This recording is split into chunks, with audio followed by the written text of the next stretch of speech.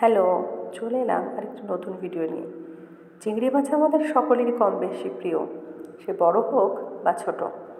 তো চলুন আজকে চিংড়ি মাছের একটা রেসিপি আপনাদের সাথে শেয়ার করব। প্রথমে চিংড়ি মাছ ছাড়িয়ে নিয়ে নুন হলুদ মাখিয়ে মাছগুলোকে ভেজে নেব। মাছে নুন হলুদ দিয়ে দিলাম। এবার মাছগুলোকে ভেজে নেওয়ার পালা। কড়াইতে তেল গরম হয়ে গেছে, এবার মাছগুলোকে দিয়ে দিলাম। অনেক বেশি কড়া করে ভাজতে হবে না, মোটামুটি একটু ভেজে নেব। অন্যদিকে আমি মশলা করে নেব। মশলাতে দিলাম জিরে আর লঙ্কা, আর গরম মশলা বেটে নিলাম। অন্যদিকে গরম জল করে আমুল দুধ গুলে নেব।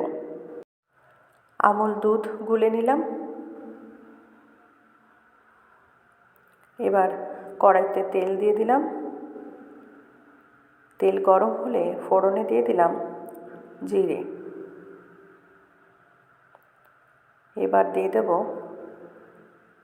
জিরে আর লঙ্কা বাটা।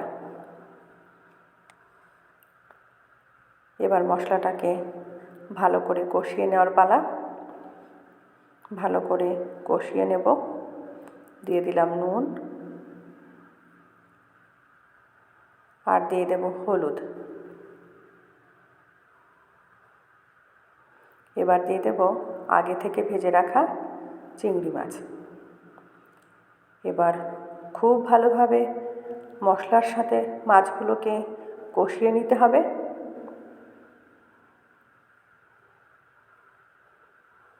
কষিয়ে নিচ্ছি।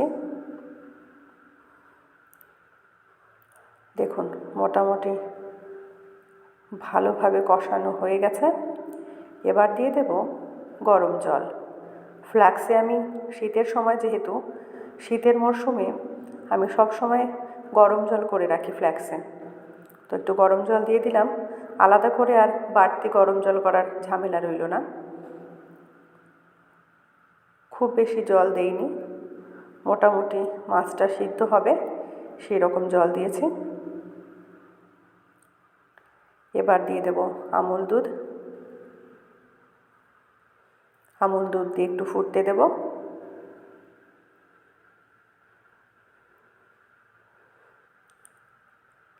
দেখুন মোটামুটি ফুটে গেছে।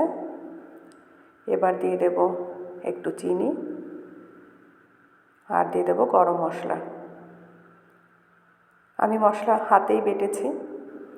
হাতে বাটা মশলার টেস্ট একটু অন্যরকমই হয়, খেতে অনেক সুস্বাদু হয়। একটু কষ্ট করলে যদি ভালো খাওয়া যায় তাহলে কেন করব না বলুন। আমাদের রান্না শেষের পথে। কেমন লাগলো ভিডিওটি জানাতে ভুলবেন না। ভিডিওটি ভালো লাগলে একটি লাইক, কমেন্ট ও বন্ধুদের সাথে অবশ্যই শেয়ার করবেন। ধন্যবাদ।